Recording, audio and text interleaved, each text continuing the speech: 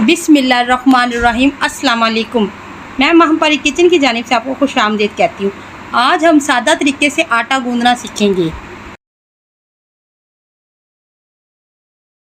तो नाज़रीन, सबसे पहले अपने दोनों हाथों को अच्छे से धो लें।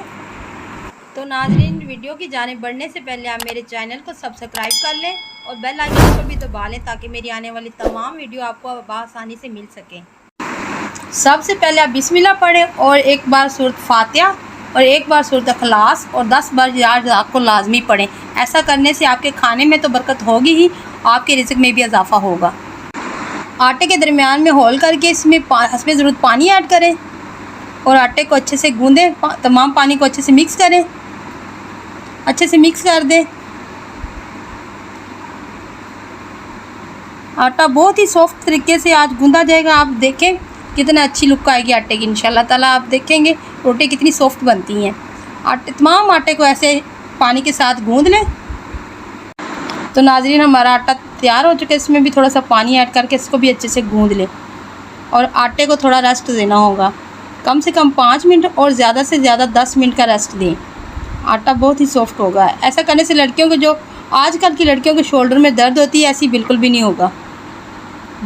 आटा गूंदने में मेहनत भी कम लगेगी और आपका आटा भी बहुत अच्छे से गूंदा जाएगा। आटा हमारा तैयार हो चुका है। अब हम इसे रेस्ट देंगे 5 से 10 मिनट का। आटे के बर्तन को अच्छे से गीला कर लें और तमाम आटे को ऐसे पानी लगा के रख दें। 5 मिनट या 10 मिनट का रेस्ट दे दें। तो नाज़रीन, हमारे 5 से 10 मिनट कंप्लीट हो चुके हैं। अब हम इसे दोबारा से गूंदते हैं। तो बड़ा ही सॉफ्ट, देख लें आप आटा कितना सॉफ्ट और स्मूथ ही हो चुका है। इसको हम थोड़ा सा पानी लगा के गूंदेंगे।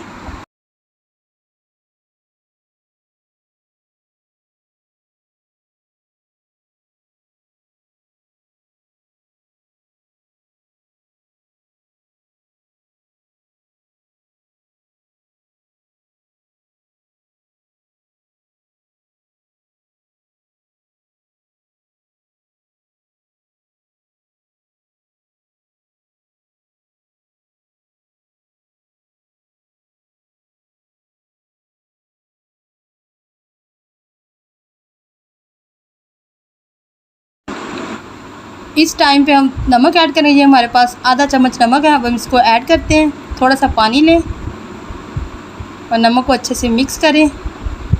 नमक को आटे के साथ अच्छे से गूंद लें। दोनों हाथों की मदद से आटे में मिक्स करें और इसे अच्छे से गूंदें। तो नाज़रीन, हमारा आटा गूंद के तैयार हो चुका है।